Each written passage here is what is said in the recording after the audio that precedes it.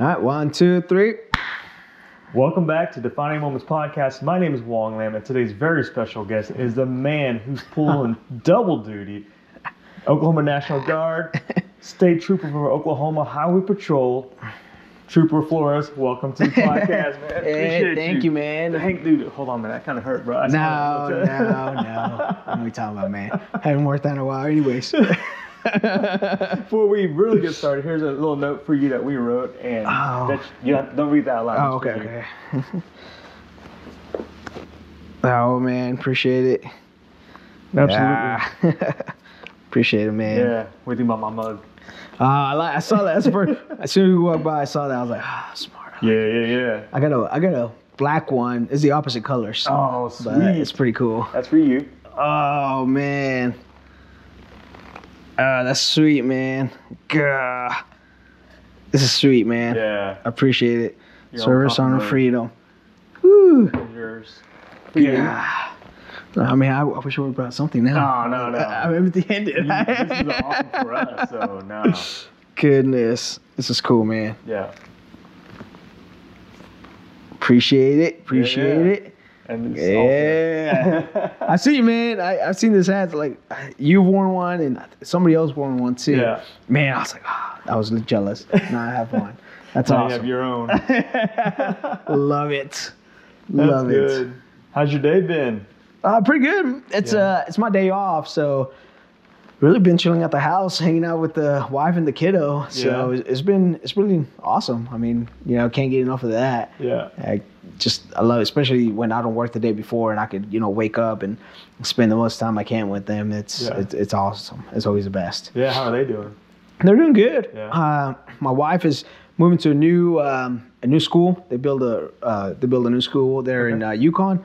Oh, nice. Yeah. So she was picked to move from her school to her new school, and it's really close to where we're building our house. So to me, it's a win. I'm like, she's like 2 blocks away from it. Yeah. So I'm like, man, I wish. Oh, well, I guess my job is really within a block or when I get out of my driveway. So, but yeah, it's really nice. I think she's gonna have a lot of fun. There's new experiences, and I really hope for the best because it's new school, new people. Right. At the same time, it's kind of new change for everything. It can be kind of, I don't know, hectic for a bit. So I'm sure.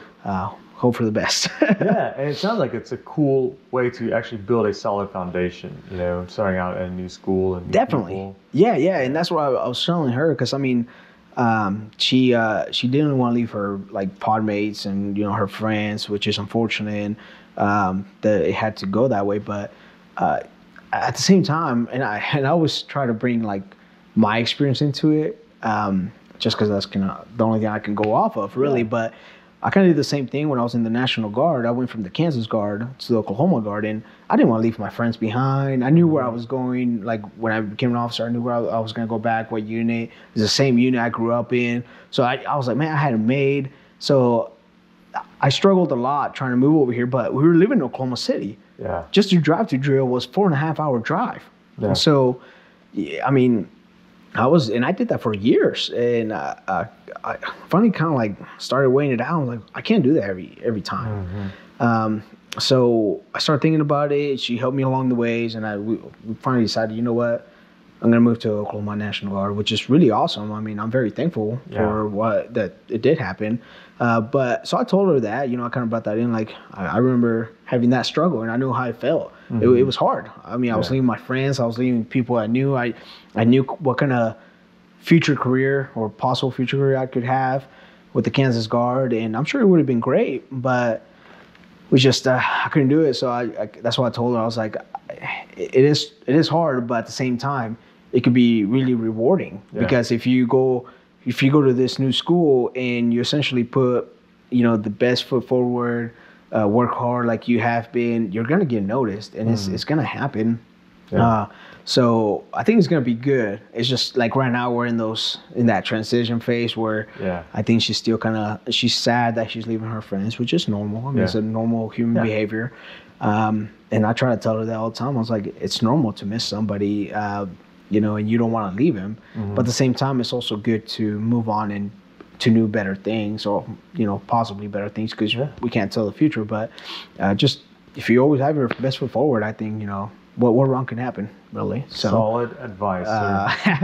Awesome. No, I mean, but I feel for her. I know she's going through a lot right now, but I'm hoping and that it does pay out later on. I think it will. Yeah. You just gotta get used to the new school groove and how they work. So. Yeah, that's awesome. But other than that, man, things are going great.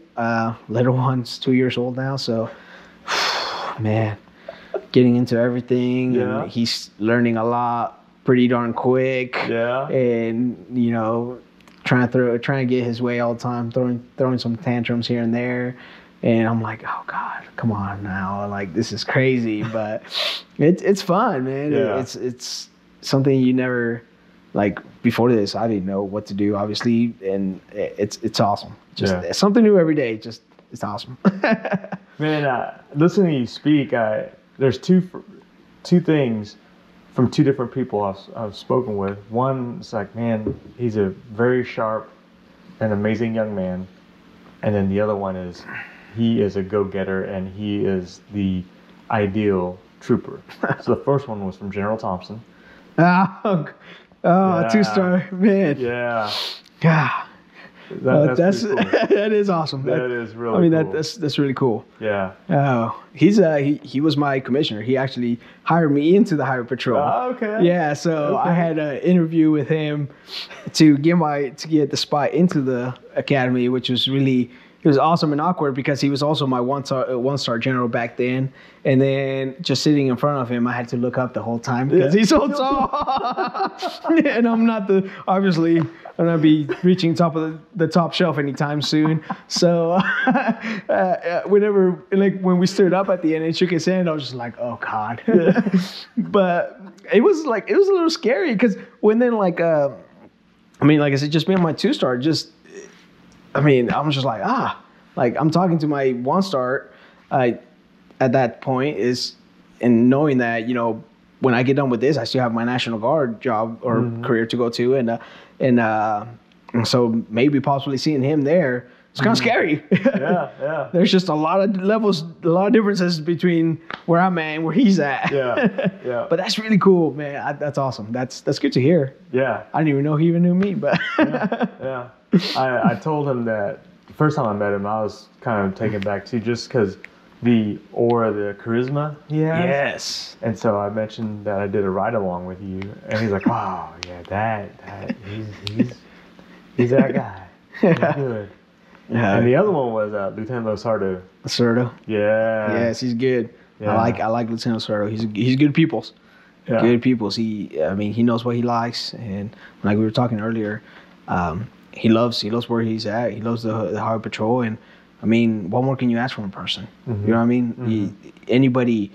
Anybody up top should like people like that, like Losardo. Because he's always gonna come in wanting. He's always gonna go 10-8 or in service, like knowing and wanting to be in this career. Mm-hmm. So, like, that's awesome. You know what I mean? He's always gonna put his best foot forward. Yeah. And you can see that every day. Yeah. He goes 10-8. You could just hear that he's always helping out.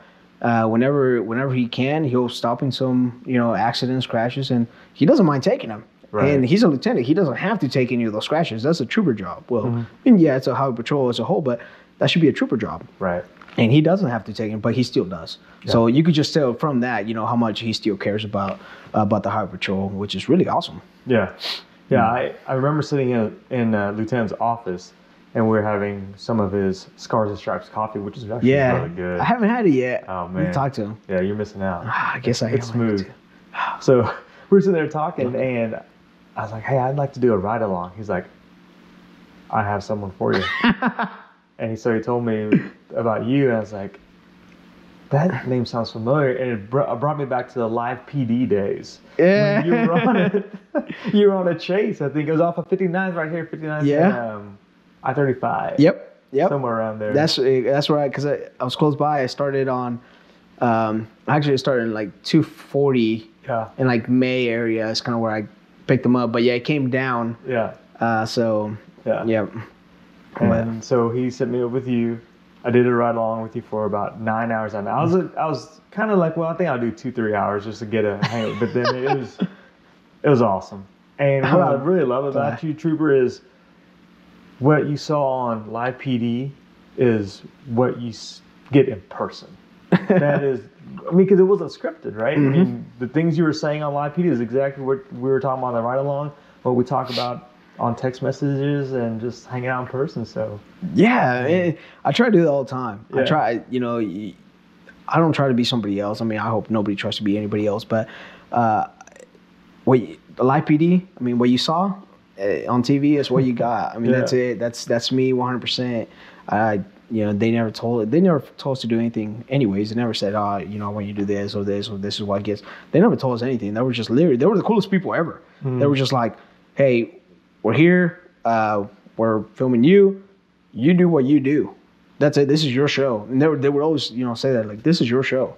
We're just here. So it's really cool. It's really comfortable. Yeah. So I just did me. I was like, man, I don't know I guess if people like me, people are going to like me. If people are going to hate me, people are going to hate me. No matter, it's like that everywhere.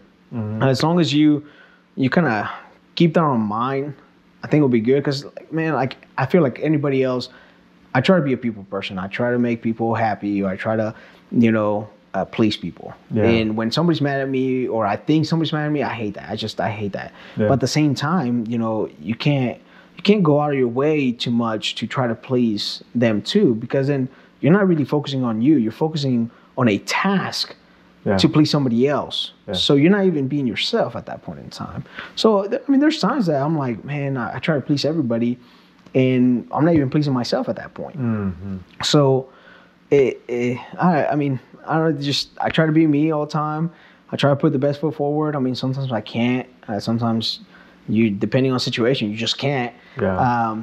But I try to put my best foot forward. And even when I patrolled and I talked to everybody, I could be with, a guy that's been to prison before and he's trying to get his act straight.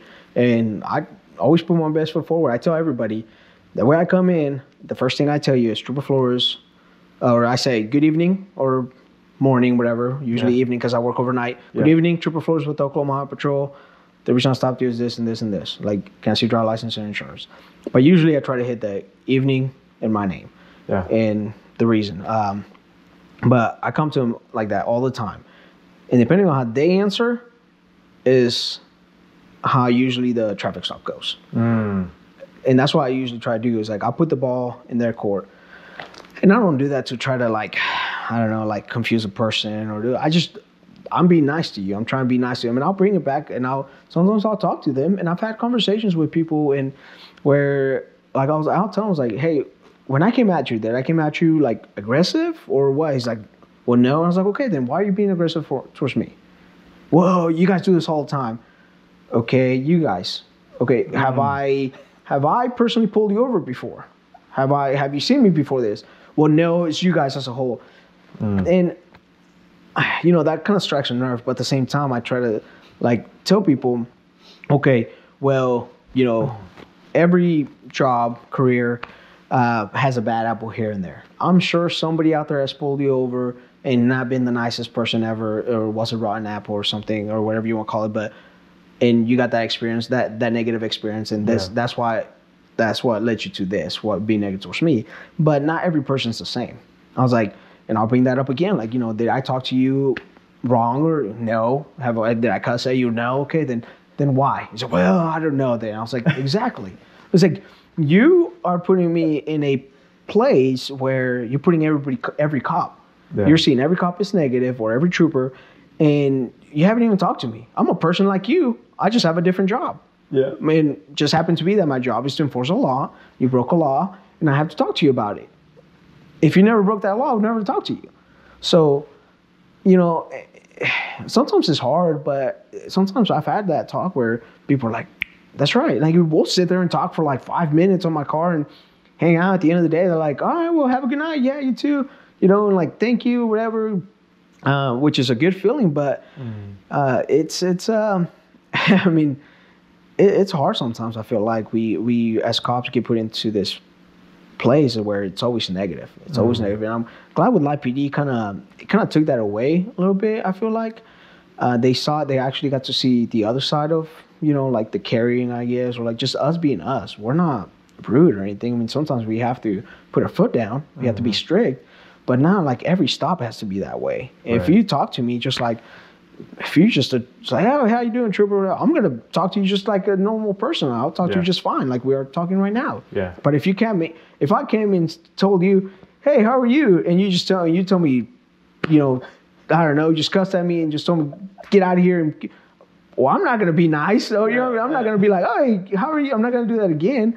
So that's why that's the funny part that I like try to tell people. It's like, man, I try to come to everybody with the best foot forward at all times. It can't happen at all times, but for the most part, I try to. Yeah. So just because you never know, somebody could be having a bad day, and just by saying, "Hey, good evening, how are you?"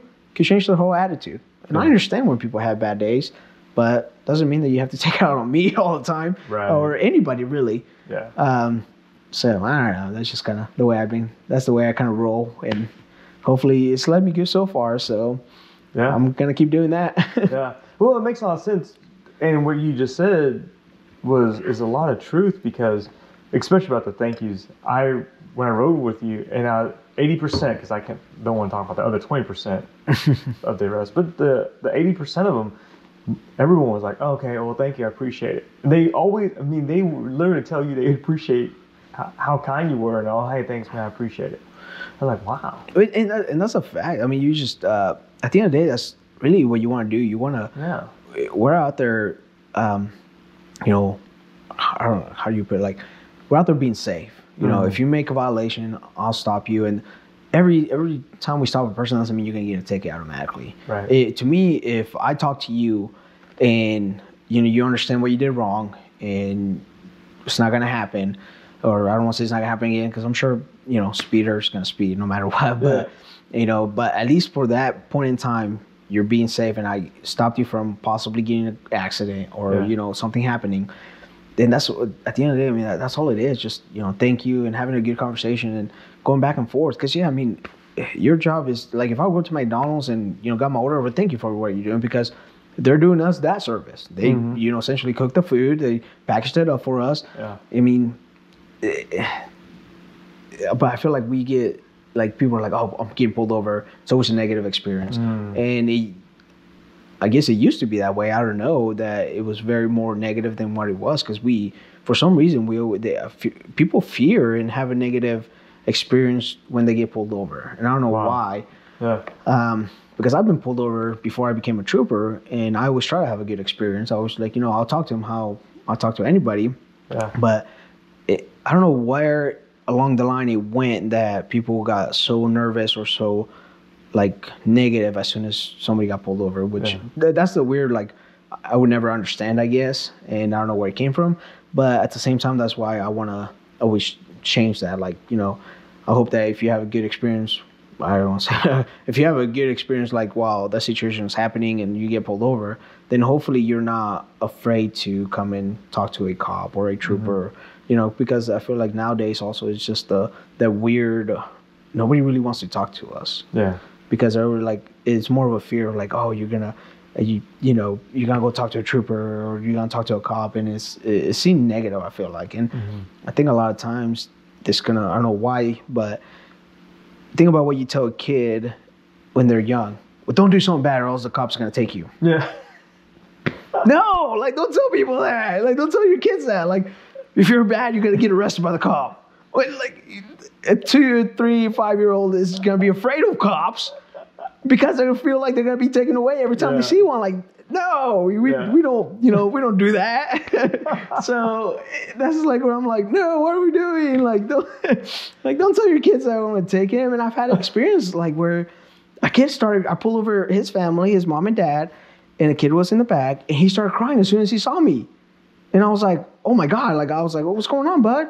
It's like, oh, you're going to take my dad away again. I'm like, I just pulled you over because, a tag light. I'm not, right now, there's nothing going on, man. So I calmed him down, and, like, after a traffic stop, it was fine. The dad had been to jail a couple of times, but he was in the good and narrow now. He got everything taken care of. He was good. So I let him go. But I remember talking to the kid afterwards and telling him not to be afraid, or just because, like, I mean, to me, as soon as he saw me, he would start crying. Like, that's crazy. And I'm like, no, like, you know, every time we have a conversation with your dad or your mom or you, doesn't have to be negative. It doesn't. It could be a positive experience. Yeah. And that's why I try to always do that. I mean, sometimes, like I said, we can't, just because how they react or the other person reacts. But man, that's all you can do, really. You can only do your part. You can't force anybody else to, you know, give you that welcoming at the, you know, like you just gave him. So really, it's up to the people. Most of the time. Man, that's true, because what you said about don't tell your kids the police are gonna come get you if you keep doing this bad, it puts it in their head. They're like, oh man. So every time now they see an officer or trooper, they're like, oh, it's gonna take you away. Yeah, you know, psychologically, it is, and man, I know why people do it. You know, it's just a thing that I think it's always done or whatnot. But to me, it's still kind of like, well, it builds something at some point. Yeah. And at those ages, kids are learning. Yeah. So, you know, to me, maybe I don't know, maybe I could be completely wrong or whatever, but I feel like it built something because you hear all the time, like, you know, cops are gonna take you if you're being bad. Yeah. I mean, I heard it when I was a little kid. I remember when I was like, oh, you know, if you're bad, the cops are gonna take you away. And I'm like, okay, I'll be good, but you know, the cops are never gonna take me away. Yeah. You know, like, I'd never want to take a child away from a family. Right. It's not my priority. It's not where it's nowhere in the cards, really. Yeah. Sometimes I have to do what I have to do, but that's not where I joined the Highway Patrol. Right. So, what's maybe let's go with 2 excuses when you pull someone over. Like, well, what's the first initial reaction? Well, I mean, a lot of times, like, oh, I'm sorry, my bad. You know, like, a lot of times I'll be like, what was I doing? No. You know, like, why'd you pull me over? I mean, I have a reason. I can't just pull you over to pull you over because I think it's fun. Like, that's not good. You know, kind of against the law. Like, you're not supposed to be doing that. Yeah. You know, a lot of people are like, why'd you pull me over? I'll tell them. I was like, well, sir, I mean, I do have a reason why I pulled you over. A reason I pulled you over is because of this, you know. And that's why I like to throw it out there right away, why the reasons I pull them over, because then they know. Because, you know, I feel like if you leave them in suspense, then that's all they're going to be thinking about is, like, why am I here? Let them know why you're there. You know, just, hey, the reason I pulled you over is because of speeding or this. And, you know, the best ones are like a tail light. And say, hey, you have a tail light. Well, I didn't know. It's like, that's why I'm talking to you. Like you are a brake light. You cannot physically, unless you put a rock or something on your brake, you cannot press the brake and then go look at the light. And I've had people do that. And I'm like, I stopped you for a brake light. Like, well, let me go see it. And I'm like, what? How? I'm like, I'm not going to get in your car and press a brake. Exactly. I was like, but I'll tell you right now, you have to press a brake for it to be on. And whenever you let go of that brake, it's going to turn off. So, you know, I mean, some of this is kind of funny. I'll tell them, like, at the end, it comes out good. But, like, you know, sometimes I get those, like, why you pull me over type deal, like, and I tell them, I was like, well, you know, there's a reason. There's always a reason. I just cannot pull you over for the funsies. So I just let them know. And some people are like, oh, okay, my bad. I didn't know. And, like, and I explained it to them, because to tell you the truth, there's some laws out there that people don't even know that they're out there, because it's hard. I mean, really, truthfully, when you took your driver's test, did you memorize all your state laws? Did you even know what some of the state laws are, other than, like, speeding and stop signs? Yeah. You know what I mean? Yeah. And it's normal. And you're human. You're not, and there's tons of them. There's tons of laws out there, state laws. It's crazy. And not only that, there's city ordinances.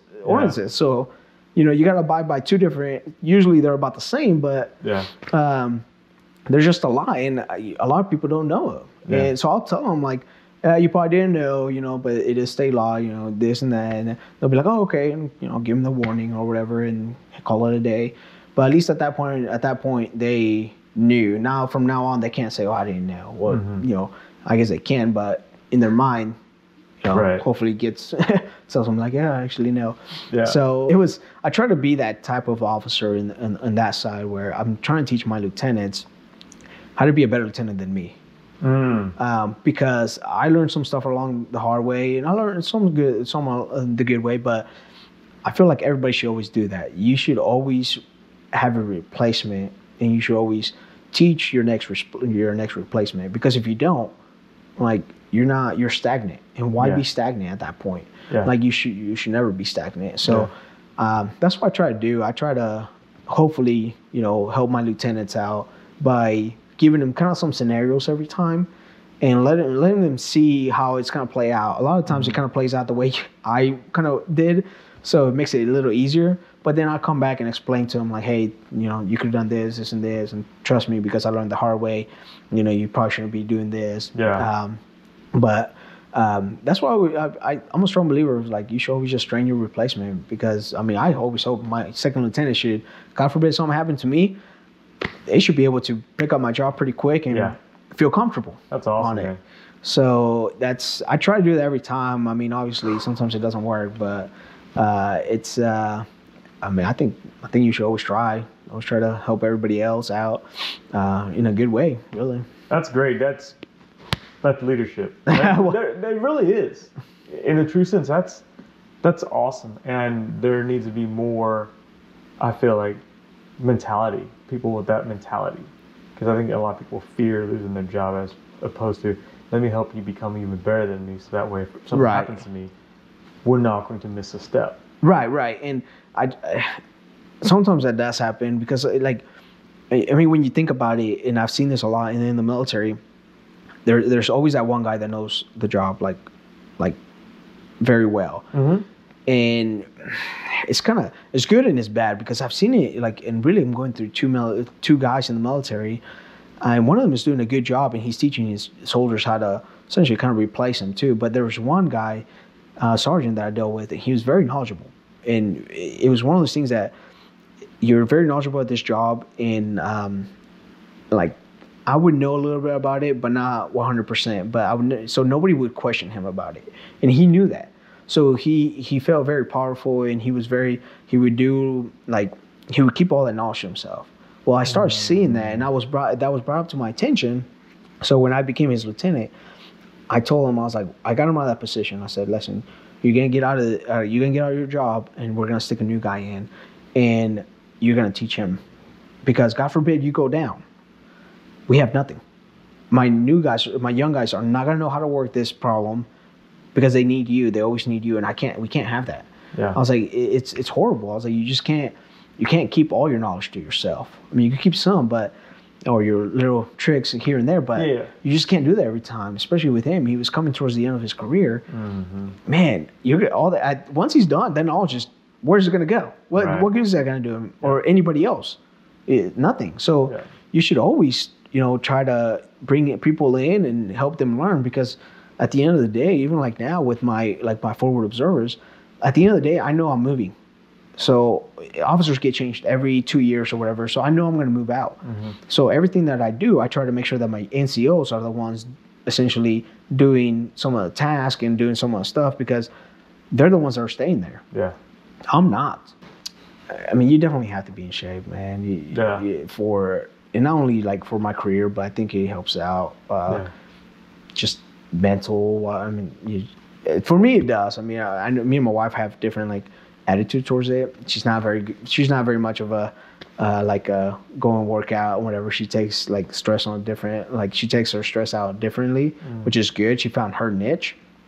She's found that out. But with me, it's working out. I any stress or whatever, that's just my stress reliever. I enjoy it. I love it. So I think everybody should find their niche, and to me, it's just working out. But it's at the same time, like I said, you definitely have to do it because of work. And in the National Guard, there's standards that we have to meet for our PT test.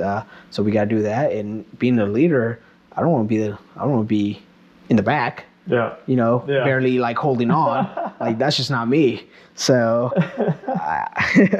I definitely got to be with the pack at least. Yeah, if not leading it. If not, I mean, that's every leader should always strive to be, to be leading. Yeah. But you also got to learn how to lead from the back because you got to push your soldiers too. That's 100% right. I was gonna say you're only as strong as your weakest link, something like that. Yep. There you go. So you also got to be fit to outperform, but at the same time be fit to perform to help others perform. Yeah. So speaking of performing in PT, the Highway Patrol, you guys are going through an academy right now, and how's PT through an academy, and then after academy, what do you have to do?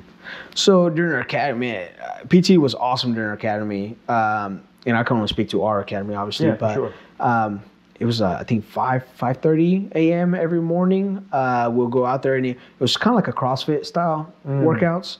So quite a bit of runs in the especially Fridays we do long runs, but most time it was CrossFit workouts, and it was really awesome. And then when we got to a point that there was a mix of like jiu-jitsu and hand-to-hand combatives on one day, and then weightlifting the next, and stuff like that. But I mean, the academy, the training or the workout regimen was awesome. They knew what they were doing, and it was good. And so a lot of the things I kind of kept doing at the same time. Like I did a little bit of CrossFit. It wasn't my thing.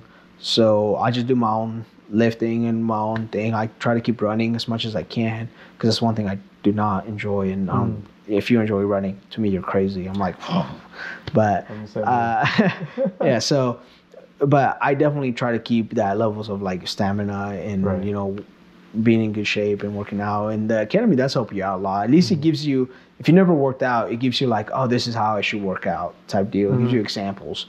Because I mean, it's pretty awesome. It's pretty, especially because you're around a bunch of guys that are giving it 110%. You're in that mood, and it's awesome. That's why everybody's pushing each other. So you're gonna come out pretty strong, or you should come out pretty built. And then it's just up to you to take care of it afterwards. I mean, you could tweak it here and there, but I remember one time, and this is what kind of got me to running. I had a pursuit, and the guy kind of outran me. And by I say kind of, he jumped over a fence.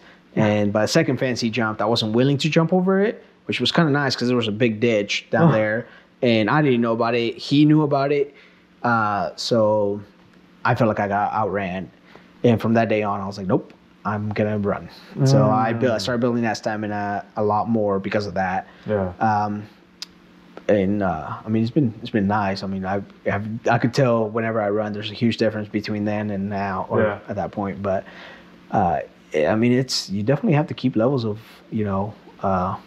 just physique and your well-being, and ultimately at the same time, man, the bad guy's judging you no matter what. And I'm a firm believer that appearances does the job. I don't say it helps out. Well, it does help out, but it has a purpose. Yeah, for sure. Because the bad guy, he's looking at you, and he's looking at every single thing. If he can outrun you, he's gonna outrun you. If he thinks this guy's out of shape, he ain't gonna outrun me. Because those guys are in shape too. Yeah, they're gonna run. Yeah, or you could just see it. Yeah. So I do believe in the first appearance, and I don't know if he's helped me out, and I hope he has. Where people are like, oh, I'm not gonna mess with this guy or whatever, but you gotta be in good shape, and you gotta look good. You gotta fit the mold. Yeah. Because of that, because everybody's judging you. Yeah. So if you see a guy, I'm like, and everybody does it. Like, I don't think that guy's in good shape. Or like, I could beat him up, or whatever. They're thinking that. Yeah. And we're out there on the streets, and it's not playtime. Right. So it's very important. Definitely. Yeah. That's true. So why the Highway Patrol for you? So when I came in, there was a debate between joining OKCPD and Highway Patrol for a while. And I actually almost applied for the OKCPD. I talked to the recruiter. They gave me the printout. I was filling it out, and I started looking more into the Highway Patrol. One of my old roommates he was like big into Highway Patrol. He has a cousin in, and he started talking to it, and I was like, nah, man. I remember saying, Man, brown just doesn't fit me. I remember saying like, brown just doesn't fit me, man. And I was just kidding, obviously, but because PD wears gray, blue, right? But I went on, and one day I was working at Loomis, and I was talking to my wife, and I was like, man, that was just a job, and I wasn't gonna go into it. I wasn't gonna stay there, and I knew I wanted to go somewhere, and I was talking to my wife about it. Well, my mother-in-law, not mother-in-law, because we were just dating back then, but she used to work for the Highway Patrol. She was a dispatcher. Oh. So she started talking to me about it a little bit. And then I also used to work for, I don't know if you know, he was Lieutenant Ben Crockett, which he had a security, well, he didn't own it, but he used to work for a security gig that I worked under. Mm-hmm. And it was all downtown. So he started talking to me about the Highway Patrol because he was a lieutenant back then. And it's just, the very paramilitary kind of fit in, and, just everything. I just looked it up and I loved it. I was just like, this is it. Like, that's where I want to be. And I mean, really just, I don't want to sound cheesy, but they like elite. I mean, you could just see, I was like, there's just something about this agency that I like about it. And luckily I applied and got in the first time. I mean, I didn't know how hard it was. I didn't know anybody here because I'm from Kansas, raised in Kansas. I didn't know anybody here in the Highway Patrol. I didn't even do a ride along. I didn't even talk to anybody. Like I talked to a recruiter once, but they just gave me like something to fill out and that's it. So I didn't really talk to that many people beforehand, and they didn't know that many people other than like the Lieutenant Crockett and my mother-in-law now. So I was just like, I just applied and got in. So very lucky because I was talking to some of the guys and they're like, I applied 5 times. I applied 6 times. I got rejected this many times. I was like, I mean, I feel grateful. Like, thank you. Like, this is awesome. Very lucky. I mean, I don't know, but it's I could just see that very paramilitary, and obviously being the National Guard and that military background. And I knew they had a very strong academy, very hard academy, that 20 weeks. And I knew PD's was like, you go there from, I don't know, I think it's like 8 to 5. You were going home every night and then weekends off. To me, that was just like, man, that 20-week academy was just like, basic training. It's just like, that's where I want to be. That's who I want to follow. I believe in it, and I was looking into it more and more. I did. I was like, yeah, this is it. It fit. Yeah. And here I am now. I mean, love it. I love it. This is great. I couldn't ask for anything else. Yeah. Hopefully keep going. I mean, never know about the future, but this is something I'm probably not gonna. I don't foresee myself ever quitting from it. Yeah. I'll tell you that. So, it's that's probably it. I mean, that's probably why. That's cool. What's a couple things that people don't know about you? Well, I mean, I was born in Mexico. Yeah. So I don't know how many people know that or not, but I was actually born in Mexico, born and raised. So I was in 3rd grade. Let me see. Take us through that journey real quick. Okay. Being born in Mexico. Do you want like the long story? Because I could definitely talk. I'll tell you that. Yeah, let's hear it. All right. So, born in Mexico, and my mom was a single mother. And I remember, I can kind of remember my house back then, and because my father built it for us or whatnot. But so I was there till I was in 3rd grade. So I went to school there. I remember it, my uncles, my grandma, and everything. And I remember one night, and I don't know what happened between. Well, I kind of know, but I don't get into that much between my mom and my father. But whatever happened. They split up. So I know I remember waking up like in middle of the night or maybe morning. I don't know. But my mom's like, I don't know why I remember this words. Maybe she told me this. I don't know. But she said, we're going to get a better life. It's kind of what she told me. So I was like, I didn't know what was going on. I was half asleep. I was like, sure. So whatever. And we had my little sister too. She was like, I think it might have been a year or 2 at that time. So I remember packing up as much as we could and leaving. And I don't remember understanding much of it. I knew I left like a lot of stuff behind, but we just took what we can. And my mom was born in Texas, and everything was good and whatnot. So we came over, and we stayed with an uncle. And he lived in Kansas.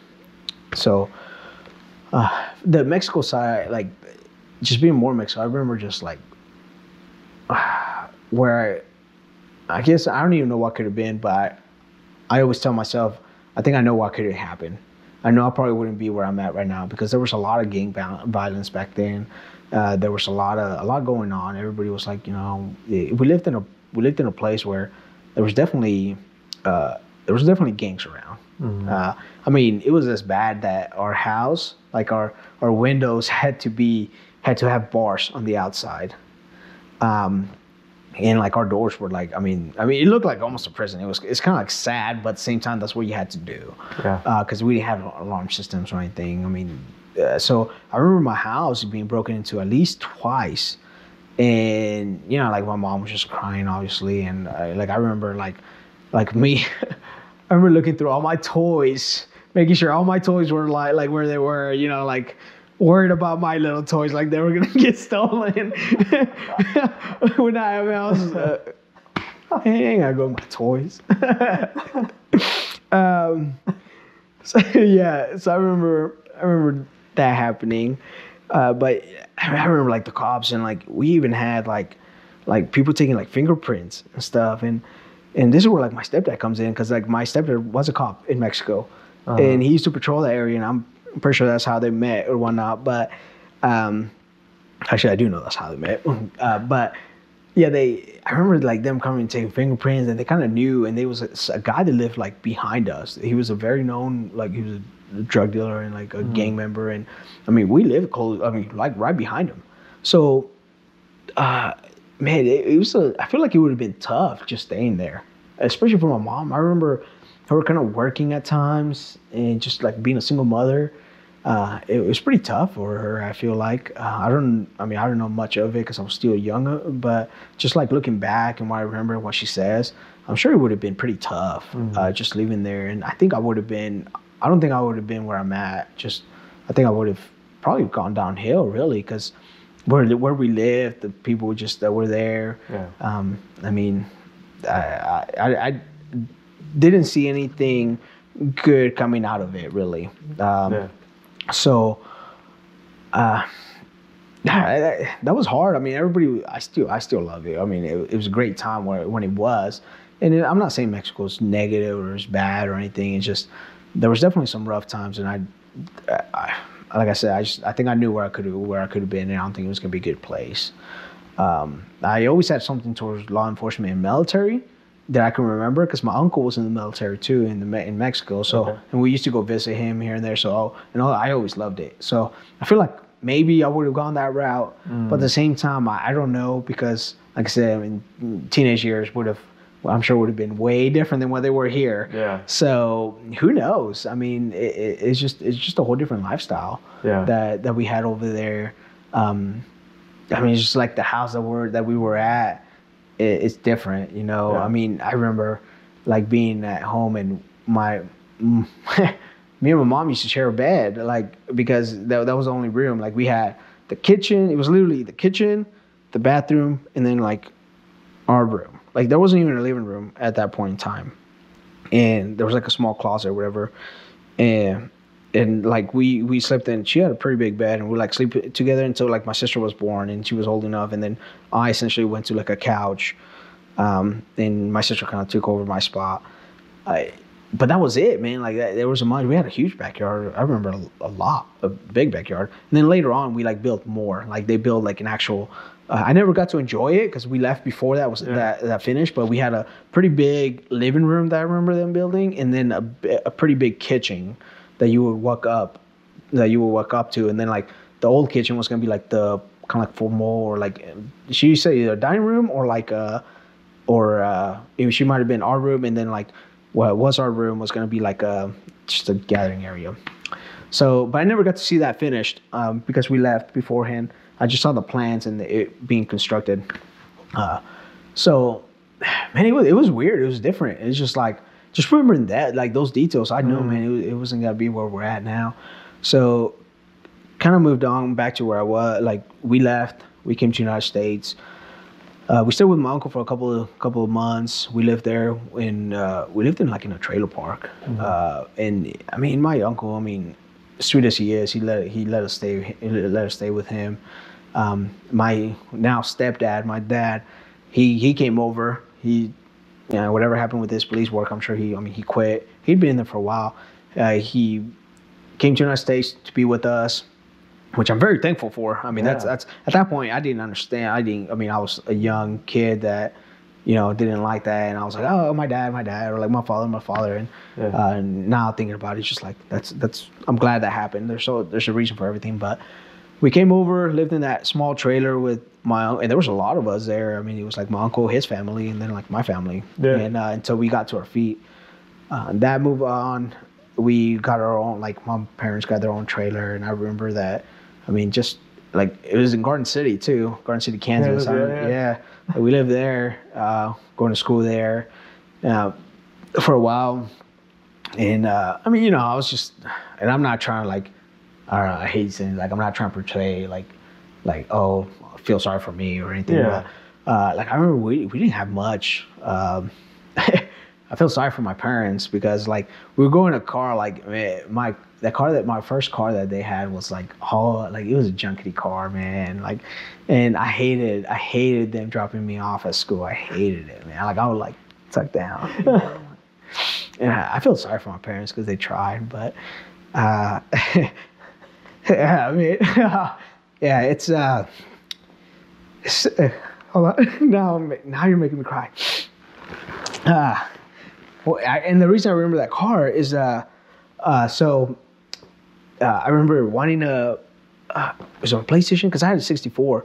Yeah, it was a PlayStation 3 or 2. And they sold that car so I could get a PlayStation. Like, they sold it for like $300. I mean, they had another car or whatever, but they were getting a little better jobs. I mean, we still in the trailer park, but he bought another truck. It was a good truck and whatnot. And they sold that car. We didn't need it, but they sold it for $300 essentially. And every time we saw it, they're like, "There goes your PlayStation," which was kind of funny. But that's why I remember that car, because I was like, "There goes your PlayStation." And they always tried hard, and that's what I love about my family. It wasn't always the best, and we always didn't have the best, but they always tried hard, like any parent does. I mean, every parent is just different. So that kind of moved forward. And I guess I'm saying these steps because I think this led me to where I'm at now. Yeah. But moving on, man, I'll go to high school or middle school there in Garden City. I was kind of a troublemaker. I was going to a stage where I was just like a little like I didn't care. I mean, I had D's and F's in school, and I did not care. Like I was dumb, young and dumb. I remember my mom coming up to me, like she went up to school and like they were telling her like, he has F's, like what's going on? And she came and talked to me and like she cried on me and she was like, "What do you want to do? Like why are you getting F's? Like are you wanting to? Is it a rebellion or what?" Like just trying to figure out why I was the way I was, and I didn't have an answer. I just remember that talk kind of hit me straight. Like, what am I doing? Because she said, we could be in Mexico, not even having this life. Because with her, like, she would always tell us, like, when she was like she didn't even go to high school, I don't think. She was out there selling like chiclets. She was selling gum. I mean, to help the family. And she's one of the oldest ones there, because I have like 6 uncles, like aunts and uncles. So she would always tell me like, like I would go out there and sell chiclets, like, because she wanted to go to school, but she couldn't because, I mean, that was it. You had to help the family. Yeah. And so she would tell me that. She's like, "What do you want to do? Like, I mean, are you expecting to get a job now?" She's like, "If, I don't want that for you. I want you to go I want you to finish high school and go to college. I want you to have a better life than me." And I didn't really understood it at that time, but I remember her like really focusing on that and moving forward. So luckily, and I say luckily because that summer, I mean, I got my grades up to like C's. I passed barely. Maybe I had one D here and there, but I was so dumb. So that summer, I moved to Houston, Kansas. Man, that kind of hit me. I don't know why, but anyways, I moved to Houston, Kansas, and I hated that. I hated because going from Garden City, where there's a big town, I want to say like Moore, without being next to Oklahoma City and Norman. It's kind of like Moore, and we moved to a town that had one stoplight. It was a mile by mile. This town was, if I could say hell, it was hell. That's what I thought, anyways. I did not want to move. I didn't know. There was no stores. There was stores everywhere. Yeah. Back then, it was cool to play Yu-Gi-Oh! And, Pokemon and all that. I had nobody to play with. I had no, was it Hastings? Oh, yeah. Yeah, I had no Hastings to go to. Yeah, man, I was not happy. It's leaving all my friends behind. So we moved to Hugoton that summer. Obviously, didn't have any friends because it was summer. I didn't know anybody. So we moved to this tiny house too, man. And this house was weird. It wasn't like your normal house. Like, it had a big roof, like pointed roof. Almost looks like houses that you see, like where it snows really bad and they gotta have big steep roof. It had a big steep roof. It was an old house. It had two bedrooms, and they actually had made up a third one on the side because they were like remodeling, and then the kitchen, and a bathroom, living area, and whatnot. But it was tiny. It was a super old house. I mean, I remember going there because I think the person died. It was an old person, died like at their old people home, and that's why they were selling it. Yeah. And my dad found it because he got a job in Hugoton, and he didn't want to drive back and forth. So he found it, and I was just like, man, this house is ugly. Like, I didn't like it. Man, the worst. That summer, we painted it pink. I'm like, oh God, I'm living in a pink house with like brown, like, I don't know, in the bottom. It's just like, I'm like, oh gosh, like, it's worse. It's getting worse and worse. But it was just an old home. I mean, you could see it, man. If you see it, you'll be like, oh dang, it is old. Like, I don't even know how to explain it, how old it was. It was just old. But anyways, yeah. I did not want to bring friends over because I was like, they're seeing me in this house. They're gonna be like, man, this is ugly. So we moved to Hugoton. I started going to school, and man, I got an awakening that year. 8th grade, or no, yeah, 8th grade. I start school, and I hate, man, it's another one. Sorry. I hated him for a bit. Shedder. Not Shedder, sorry. Whew. He was my teacher. Shakespeare, sorry.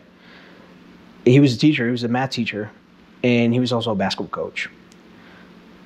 He and another professor, they were both, he was a teacher also and the basketball coach, Mr. Hale. He actually lives in Oklahoma. But Shakespeare and Hale, they grabbed me because, man, I thought I was I don't want to say like, I thought I was a gang member back then, or like, I thought I was like, cool.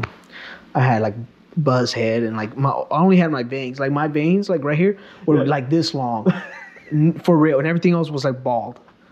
So I would, like, if you would think about like your cholo, like your Mexican cholo, that was it, man. That was it. Like, I was going back, all the way back. That was horrible, man. I don't know why. Why did I do that? So that was me, baggy, super, everything was baggy. They grabbed me and pulled me into a classroom, and they were like, oh man, I hate it. But they were saying, this is not going to happen here.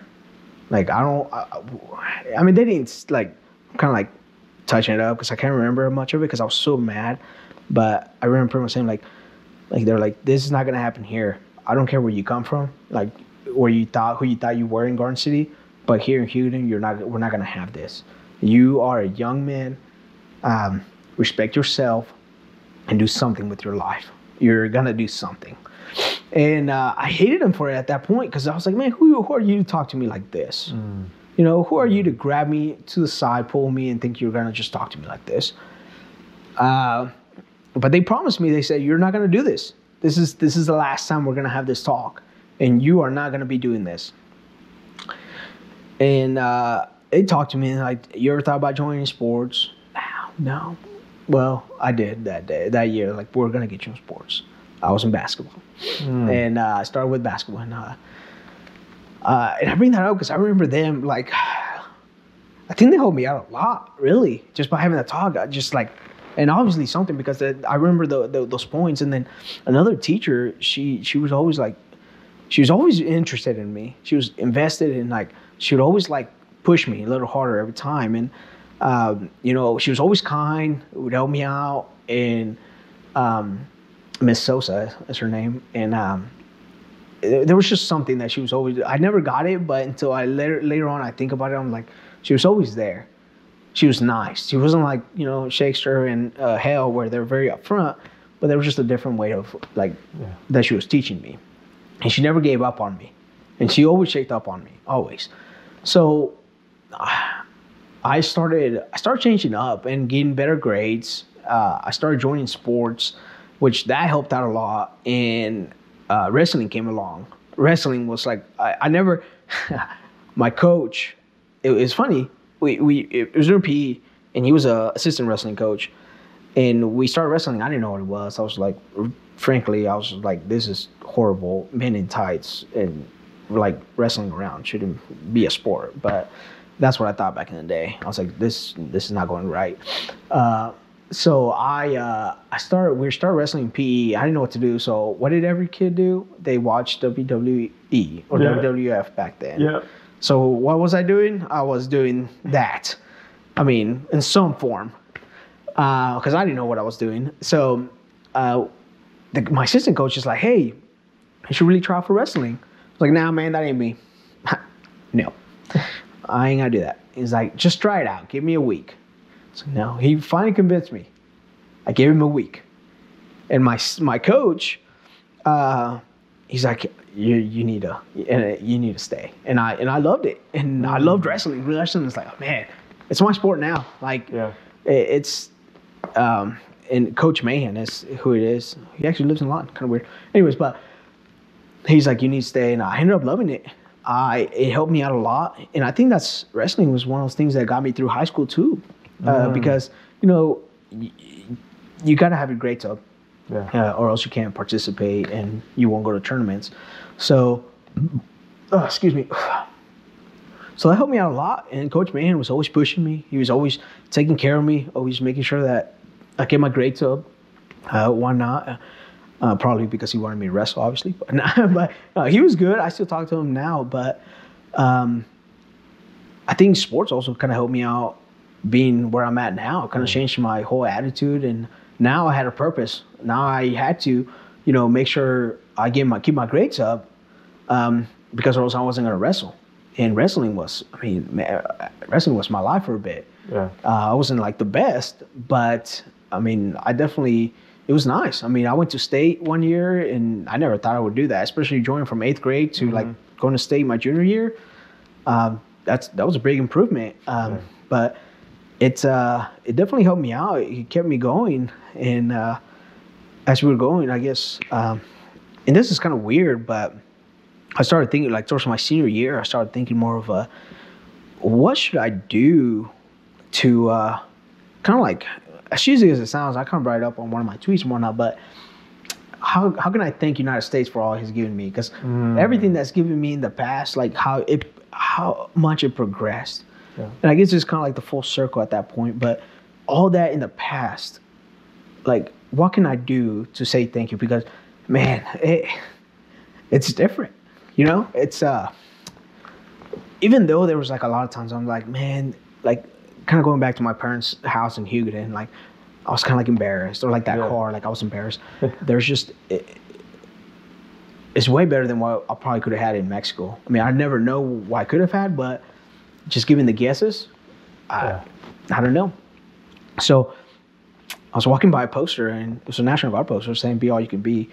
And I was like, I've always wanted to join the military. So I was like, yeah, that's it. I was like, that, you know, I was like, I feel like to me, like the military was a way to say thank you and, you know, say like, man, everything that's done for me, I would gladly take a bullet. And it is, like I said, as cheesy as it sounds, like I would take a bullet for her, like the country that has given me so much, and I literally, like, I believe in.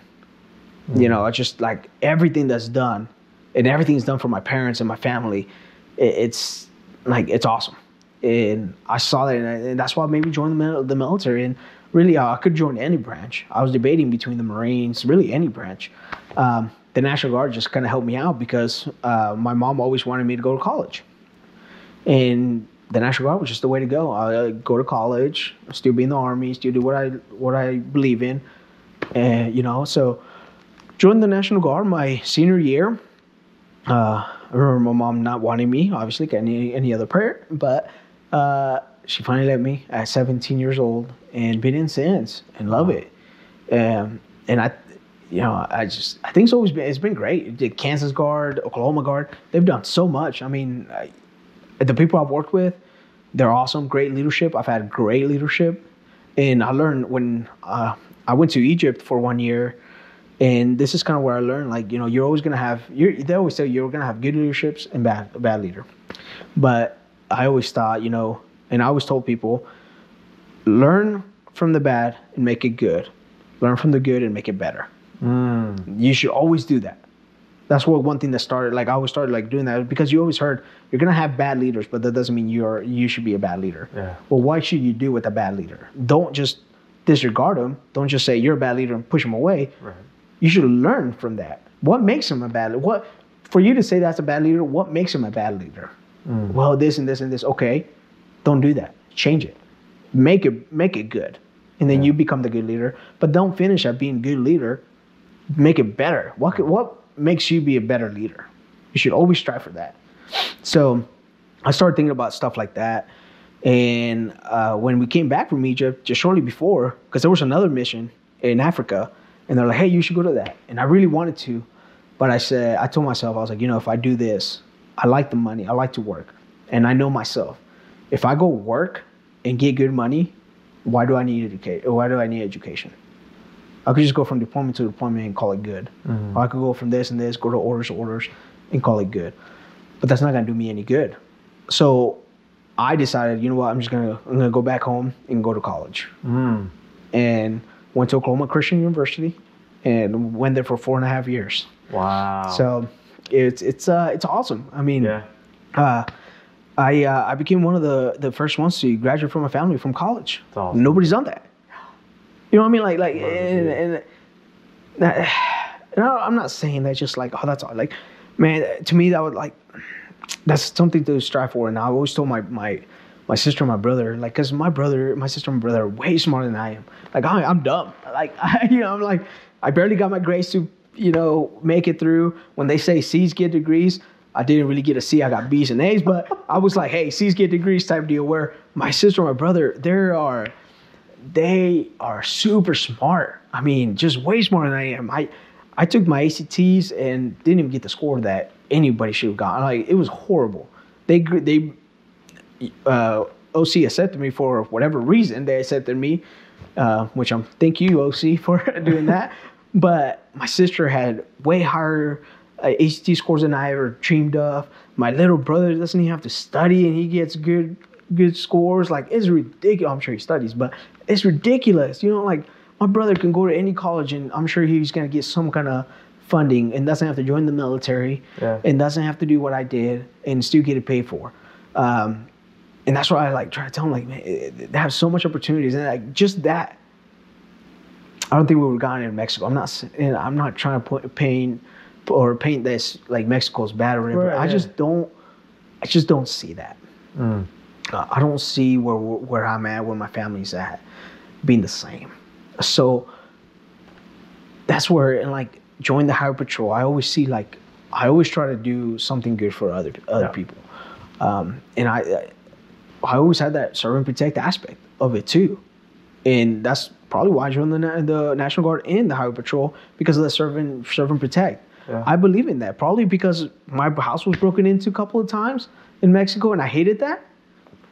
Maybe it stems from that, or I don't know. I just, to me, it's always been a deal, and I always try to put my best foot forward on everything I do, because just like I said, how much United States has given me, and I know it's different for everybody, but in just my life, I saw it do a lot of good, a lot. I mean. I hate crying. Oh, that's good. No, man, I like the family I have right now, and this is kind of stupid, but like we're building a house now. Yeah. I hate this. Try not to cry. I guess I cry in live PD too, so is it right? Can cry on national TV. We're building a house, and I can't even get it out, man. This is how bad it is. And it's a good story, really. It's 2 stories, and it's a nice house. It's a beautiful house, and my parents are like, "Oh wow," but man, I never thought I would get something like that, you know. And now it's like being built. It's almost there. It's almost done, and it's awesome. Like, to me, I'm like, I always, when I was a little kid, you know, I always had a thing about wanting a 2-story house. I don't know why. Yeah. Just having like that, you know, everybody like that United States white picket fence 2-story house. Like, man, I always wanted a 2-story house. Always. That was my wife. She says, like, that's how you knew you made it. You know, like, that was something. And I have that. Like, even the house that I'm in now, like, when I first bought it, my parents came over and they're like, you know, they're like, wow, like, this is a big house. Like, this is, and like, to me, it's like, I mean, it's size of this house it's a big house, but like, to me, it's a nice house, but they never had something like that. You know, like, I mean, they went from a trailer to the house that we're in, a very old house. Yeah. They never thought of buying a house like that. Like, a house like this, just to be in Mexico or whatever, is super nice. And even like with my parents, it was too much. Yeah. And I had that, and like, you know, that house to me is just like a stepping stone for the house that I'm building now. And that's where I'm like, man, it's just so much. I mean, it's different for everybody, but it's done so much for me. Like, United States just has done so many good things for me. And maybe it's just opportunities that were given me. I don't know. And just me taking the right opportunities. But just, and that's probably the reason I got this tattoo, why it has like where it has, because the Highway Patrol has given me a lot of opportunities. I mean, just given that chance to go in the Highway Patrol, that's awesome. You know, there's not many troopers out there. And to me, it's a very well elite, like, agency that not everybody gets in. Obviously, as I said before, there's guys that apply 6 times in there and get in. I mean, that's awesome. The National Guard. I mean, I'm a first lieutenant going to be a captain now. Never ever thought I would probably be in that spot. I mean, everything that I've gotten, the experience, the leadership, people I've met, the classes that I've gone to, it's awesome. Yeah. You know, and just really the flag, just because United States. I mean, I never thought I would be going to college. I really didn't. Yeah. Man, I thought I was just going to go work, call it good. I could have gone active duty. It'd been nice. But going to college, getting a certificate that says I've been in for 4 years, or I went to school and got a bachelor's degree. No. Like, never. Now, later on, I'm going to go start getting my master's, but stuff like that, man. Like, I never saw that going. I never saw myself building a house. Yeah. Like, where I didn't have to build it. Like, my uncle's the one that built the house in Mexico. Yeah. Like, people are building it. I'm paying for it, you know, but it's stuff, dude, it just amazes. Like, it's a lot. And I'm very thankful. I'm very thankful for everything that is given to me. Like I said, it's kind of shizzy, but I think it's why I'm here. It's where I'm at, why I am the way I am, because of all my past. And, you know, everybody learns from their past, but I think a lot of, I don't want to say like negatives, but there's definitely been a lot ups and downs that has helped me out to be who I am and where I am. And I'm very thankful for it. Yeah. Excuse me. You know, it's funny because I just had a conversation with my mom the other day, because she thought she had done something negative for raising us the way she raised us. I mean, I remember her telling me, like, she said, "I'm sorry." She like cried. She's like, I didn't mean to make you guys feel like you guys were. And she even said, like, you guys were in hell, because she thought we were like living hell because we were living at the old house. And I told her, I was like, you know what? I was like, when I was young, did I say I feel like I was in hell? Maybe, but that was young, being me as a teenager. Yeah. I was like, that's just stuff that dumb people say. I was like, that was just me being a teenager. I was like, but right now, I was like, I know you did everything you could to make it to be the best for us. Now, was it right or wrong? I don't know. I was like, could you let us out a little more and like enjoy life, or gone to some like those high school parties that everybody has? Yeah, but you didn't do that. I had someone pretty like I didn't go to parties. I didn't do much in high school, which now I see. I was like, it was a good thing. It's like, why? Nothing good happens there, anyways. You can't even do anything in a high school party. Like, you're not supposed. You know what I mean? Yeah. So I wasn't missing out anything back then. I thought I was, but now looking at it, it's like. And I told her, I was like, you didn't know from better or worse. You just try to do the best you can. Yeah. And that's all that matters. I was like, I saw it different at that point, but now looking at it back, you did try. I mean, I'm doing that right now with my son. I try to I don't know the rules, but I try to do the best I can. My wife does the same thing. Yeah. I'm sure it's not the best, but he's still alive. He's still kicking. He's still learning something. Yeah. It's just, I think that's how, like, so we got to look at it. It's just, and unfortunately, you don't see that until later on. Yeah. It's you're not gonna know that you're having a good life until later. I mean, do I wish I could go back to my parents and live rent free? Yes, especially now. Take full advantage of it. I can't do that no more. Right. But like, my little brother doesn't get it. My little brother's like, I want to move out. No, you do, but you don't. Yeah. I spent too much just on this house. Like, I'm paying bills that when they say it's due, it's due. It's not like, hey, I'll pay for it. Yeah. Don't worry. I mean, but you don't get it. And like, my little brother, like, I feel like later on, and they'll get it. And my little sister was the same way. And now she has her family, and she's finally kind of getting it. But we'll talk, and she'll tell me, like, yeah, now I get it. Because they always told me I was like the dad of the family, because me and my sister are 7 years apart. Me and my brother are 14. Oh, wow. Huge gap. Huge. Wow. So, yeah. So when they talked to me, it was like, I mean, I was grown up already. I was a grown man, or, making bigger decisions than they were. So they always say, oh, you're just dad. You're just dad. But now my sister's like, well, now I see why you're making, like, why you would tell me those things. Yeah. Because I try to see both sides, but I mean, I'm trying to do the best for you. Yeah.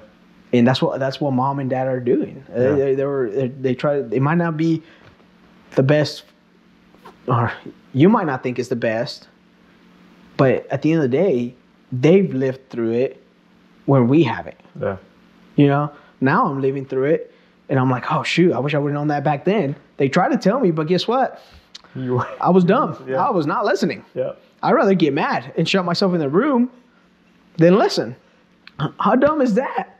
And it's funny because every parent says that, like, oh, they go through a struggle. Every generation goes through this, but we never learn. And it's funny because now I'm seeing it. I'm like, I was so dumb. I wish I would have known what I know now. Yeah. I'm sure, and that's why there's songs written about this, because it happens every generation. It just happens. Yeah. So it's funny, man, to think about that, and but I'm definitely grateful for everything that I've gotten so far, and my wife and my kid, and it's awesome just to be where they're at, and just seeing. I mean, because we both have two different ways of living that we were brought up. Yeah. And just seeing that, and it's awesome. And mixing it together, it's something cool just to see like the human behavior and life, how two different worlds can come in and meet each other, and be at the right place at the right time. Yeah. So it's really awesome. It's really awesome. That is awesome. Besides being the first to graduate from college and getting a degree from Oklahoma Christian, what else happened at Oklahoma Christian that you're really proud of?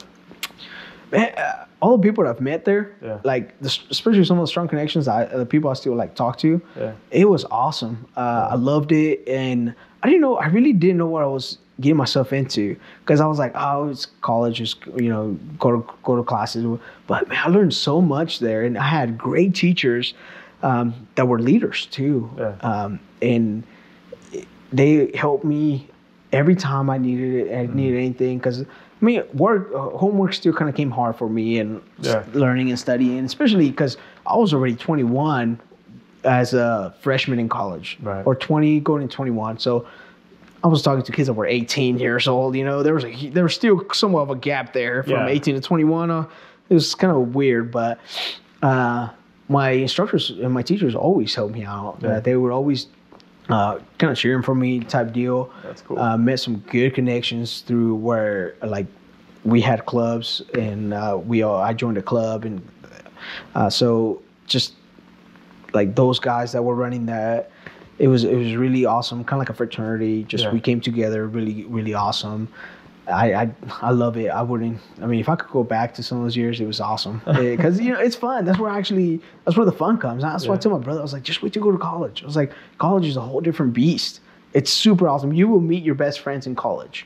And this didn't really happen through college, but it was one time I decided to stay here because I was going back and forth to like summers. I would go back home. And that one summer, it was super late. And I said, you know what? I just want to stay in Edmond because I loved Edmond and Oklahoma City. And I was like, well, I definitely need a job now. So I was driving around and I happened to hear a radio station. And this is kind of how I met my wife. But I was hearing a job opening for a theme park here. Frontier City. They're like, they need help. You know, it's a summer job. And I was like, hey, why not? I was like, this is going to be fun, working at a theme park. And I applied, got the job. And that summer, I never saw my wife. Like, because she was working inside of what they call base. And she was like, kind of like a dispatcher type deal. I was working outside. I was lucky. It was my first year and became like a team leader of what is called Sky Coaster. It's like that string that takes you up and then you kind of swing around. Okay. So I was kind of like I was a team lead for that, running that operation. Later on the summer, I think it was almost over, I see my wife like inside because I never stepped foot inside there. And I see her and I was like, oh, who's this? Started, you know, asking around, see who, and she makes fun of me for it all the time. Because she's like, you made your research. I was like, yeah, I need to know who I was talking to. Yeah, do some recon. Yeah, so that's what I did. I did recon. I asked around, like, hey, you know, like, how long has she been working here? Like, does she have a boyfriend? Yada, yada. I remember I gave her my number, and she tells me all this time. She gave it away. She gave my number away. Like, I gave it to her on a piece of paper, and she said, who wants this? And started, and getting, like, didn't want to talk to me because she thought I was just another guy that would just, you know, go and whatever. And finally, she sent me a Facebook post. I was doing some drill. I was still in Kansas Guard, and she sent me a Facebook post. I think she's like saying like that was rude or something like that. So I was like, oh, okay. I was like, well, now we're talking. So we started talking, and man, here we are now, like 10 years later, and you know, we have a little one. That's awesome. It was really awesome. It's been a fun relationship. I mean, it's like anything. It has its ups and downs like any relationship, sure. You know, but it's really awesome. I mean, definitely more plus than negative, and that's what obviously you want. But we hit it off since that day, and we've been going strong, and I love it. She's awesome. She's literally the other half of me, and like I'm very outgoing. She's kind of like just very like I don't want to say like homebody or whatever, but reserved. She's reserved. There you go. She's very reserved, and I'm just like she tells me all the time. She's like, you could talk to a stranger and be best friends with him at the end of the conversation. You have to tell everybody have a good day or hi or something, and she makes fun of me for it. But it's awesome, man. She's literally my opposite, which makes it even better because that's what I need. I need somebody that's gonna calm me down when I need to be calmed down. And there's times that like, man, when I get mad, I'll like it's just kind of explode or whatever. I get so angry, and she's like, stop, like, babe, think about it. Yeah. And she'll help me out a lot. So that's the good side of it, you know. And I mean, kind of like the bad side is that we're so different that we're thinking about different ways. But that's where you learn how to communicate with each other, because we're never gonna do the same thing, or else I would probably never marry her, because you know we're too alike. But since we're different, and we allow the communication to kind of build you know, even though we're doing different things, we could still communicate with each other. And that's kind of like, I feel like in relationships, that's the hard part, where you're still learning how to communicate with each other, because there is, I don't know if you ever read like the five love language. Yeah. It's like like me and my wife read that, and you know, we're totally different. Yep. But learning how to, because it's hard for me at times. Like, you know, I'm very like, I'll tell her all the time that I love her, and you know, I'm like very like hands-on, where she's kind of like, you know, if I wash the dishes or whatever, if I do things for her, that's how I'll show her. But like, to me, that's hard, because I'll tell her like I love you all the time, and sometimes she's not that way really, and I'm like, when she doesn't say, I'm like, the dishes. Do you not love it, or do you not love me, or what? Like, yeah. So, but that's the beauty of it, because we're so different, that it helps me work on stuff, and sometimes, and it's hard with me, and I'm sure with everybody, like, sometimes it's hard for me to like do things that I'm not comfortable with. Yeah. So I have to work on it harder, and that's where to me is the awesome part, is that learning a whole different side that is going to help you out later on. And like I said, I have my faults, and there's times that I'm like, I mean, I don't do it or whatever, and I'm not the best at it, but I think that's where relationships get stronger, and I think that's where you see where like the 50s and the 50 and 60-year-old, they're like so alike now, and they even though they're like different, they kind of work well with each other, because they understand each other. They know how to work with each other. Where right now, even though like people have been in relations for like 10, 20 years, you're still kind of learning at the same time. You know, like you're going to be learning for a long time, I feel like. It doesn't just kind of snap. But that's the beauty of it. Yeah. Like, as long as you two would tell each other, hey, we got to make it work out. Because it's super easy, especially I feel like nowadays, to say, all right, let's divorce and call it good. I feel like now you kind of see that a lot, where a lot of people are like engaged or married, and they break it off. Yeah. Where that's the easy part. That to me, that's like, you could call it quits any day and be good. But why do that? Whenever you get married, you made a vow with each other, a pact that you will work stuff out like that. You will work it out. And the older people that have done that, because I'm sure they had their arguments here and there, where there's times they're like, oh man, I just want to get out. But they never did. Yeah. And that's what made them stronger. And I definitely believe in that, where, you know, if you work on it and you don't give up on each other, it will work out later in the years. You just don't want to get to the extreme. You also got to know how to work with each other, and, you know, find peace within each other. Yeah. Because I mean, and that's the sad part. Like, I've seen some of my friends that just like, I mean, they're done. They call it quits, and they're separated, and they don't work with each other. Which, I mean, there's good and bad to it. But at the same time, if you're not willing to work out, what are you doing? Mm-hmm. You know, because later on, the next, you know, if you do get together with somebody else, what are you gonna do? Yeah. Are you gonna just call it quits again? When are you gonna progress? Yeah. Type deal. So, but yeah, no, I love it.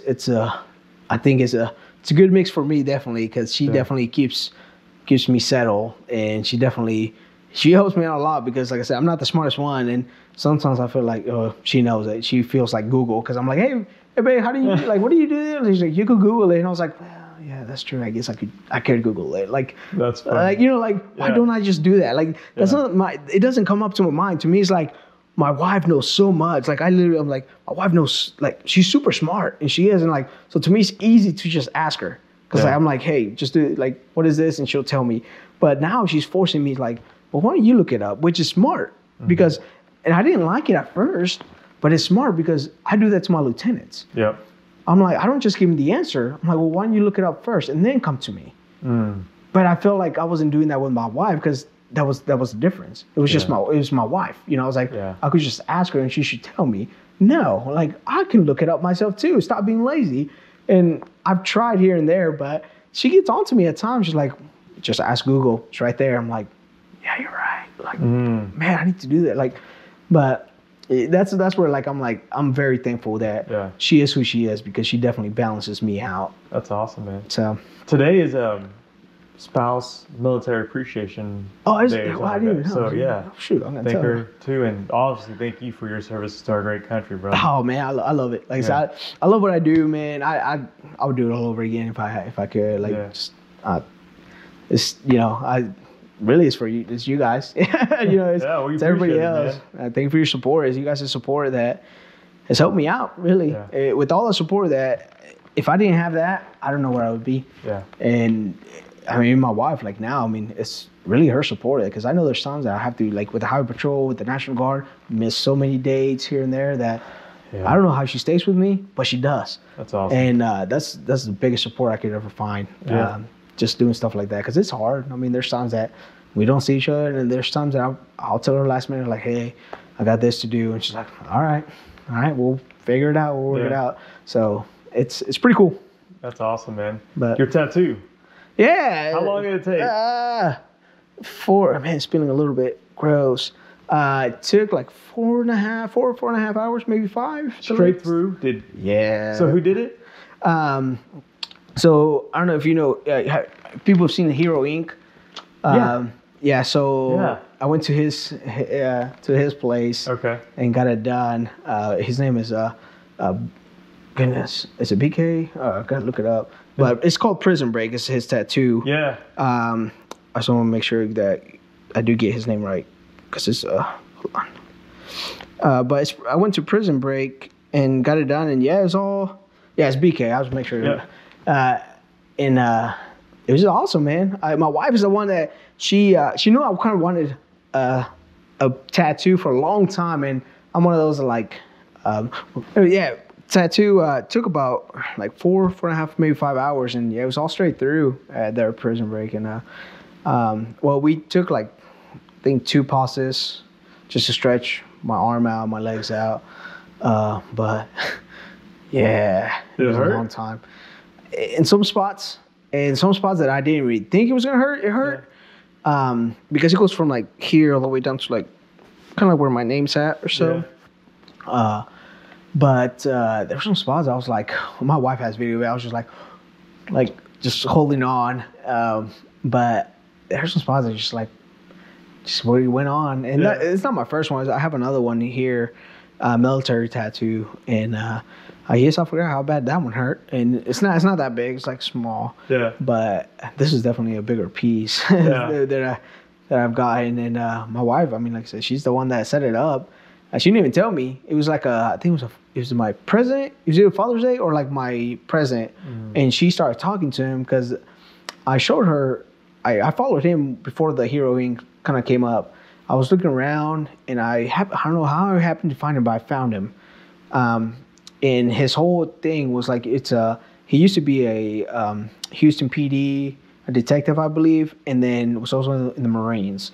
So like his shop is all like law enforcement theme. Everything's law enforcement. So I was like, man, that'd be awesome to get a tattoo from him. And his artwork's awesome. And the people that work there, awesome. So especially being law enforcement myself, it was just gonna be like I will feel great just being there. So my wife made up the appointment. She called him up, and later on, she's like, hey, I got you an appointment with him on this day. We'll book it. We're good. And I was like, all right, that's awesome. So she made it. And it was, I think, like 6 months to a year in advance that she booked it, like just ready to go.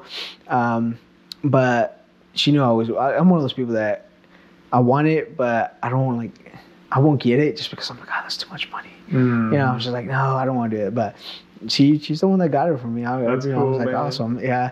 And like I said, his there at Prison Break is super chill.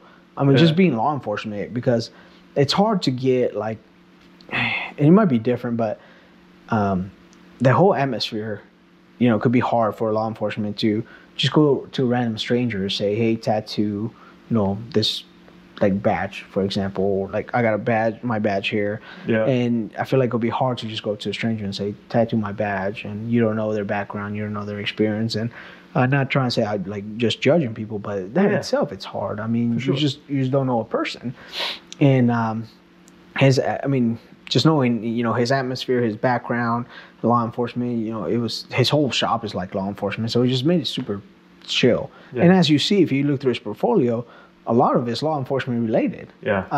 And I can see the reason behind why people go to his place. So that was awesome. When I went, it was super cool, super chill. He's a cool guy, chill guy, like literally another guy that you could just talk to and hang out, and he would talk to you like you've known him from wherever. I mean, just super chill guy. That's super, cool, super, man. super. But yeah, it was a great atmosphere. Yeah. I did not mind it at all. Because it hurt a little bit, but it's not that bad. And it's, and it's one of those things, like it hurts while it's doing it, but as soon as it comes off, pain goes away. Yeah. So, and it's like right now it feels like afterwards, like the aftercare kind of feels like a little like a sunburn, if you want to put in those terms. But yeah, not bad. It's really awesome. I'm really excited with the piece too. They're like it's pretty big. And I was like, yeah. It looks awesome. Do it. Thank you. You showed, like, wow. Yeah, they liked it too. Yeah. They didn't think I was gonna go that big, but I was like, hey, why not? I mean, I'm not gonna travel 6.5 hours, to get a small piece, I guess. That's true. That's true. So, what are you most proud of? Most proud of? I mean, the relationship I'm in right now, like my wife and my kid. I'm very, very proud of that. Like they like I said, my wife pushes me to a new level. It's awesome. I mean, sometimes we do argue here and there, but just how she pushes me I think it's made me a way better person than what I am now. She makes me see the other side of things. Yeah. Or sometimes I'm very quick to give my opinion or say something. She makes me see the other side. Yeah. Because and that's the difference, And my little one, just oh my God, like just seeing him, and man, my little one is like a picture of her. Like I've seen a little picture of when my wife was little, and that's my little one. Like wow. my little one looks just like my wife when she was little, and except with like my hair, my eyes, and like sometimes my attitude, because he's very good. When he's hungry, he gets mad, and we get hangry together. And it's funny because my wife and my mother-in-law know that. She's like, "Are you being hangry?" I was like, "Yeah." My little one, he got that same thing. And which now I'm like, it bothers me because I'm like, I'm seeing it. My mini me. Yeah, exactly. Oh, but yeah, man, I love where I'm at. I love my relationship. That's one of the best moments that I like. I'm very glad that she obviously said yes to me, and where we're at. We still have a long road ahead of us, but it's a great road. Yeah. I foresee it being a great road. Nice. How do you want to be remembered? I don't know. That's kind of like a hard one. I just want to be remembered to be like a good guy. I don't know. Like, obviously I want to do everything the right way, and sometimes it doesn't happen, or sometimes I believe it's the right way and it might not be. And that's why I tell my soldiers, I was like, you guys got to tell me when I have a bad idea, or like come and talk to me, because I'll tell you what, I'm being truthful.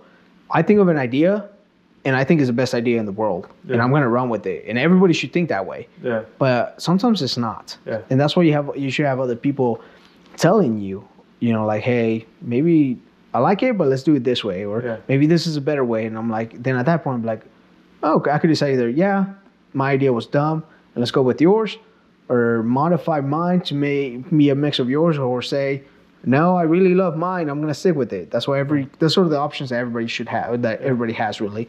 But, I don't know. I just want to be remembered as really, just a guy that was really down.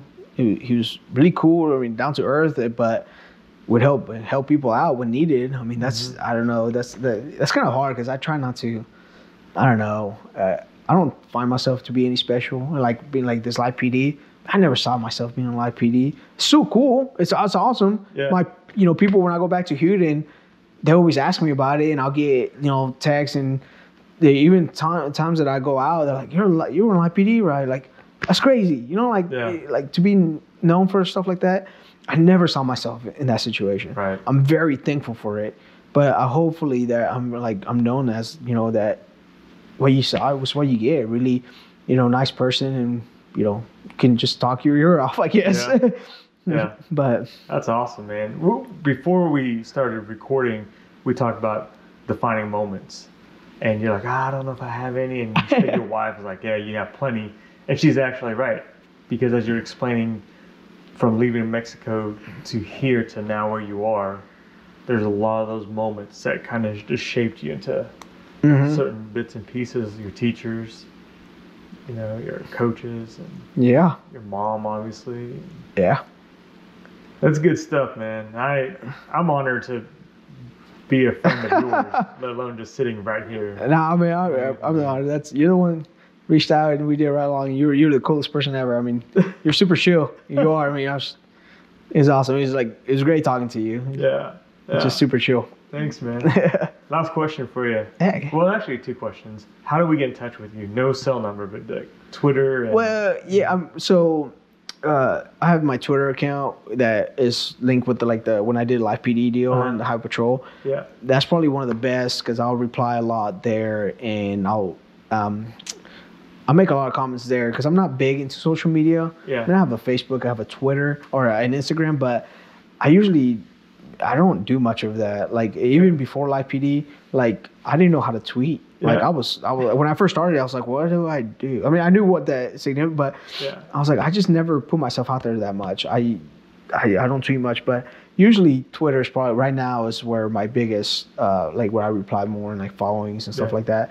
That's where. What's your handle? It's OHP Flow 381 FLO 381. Yep.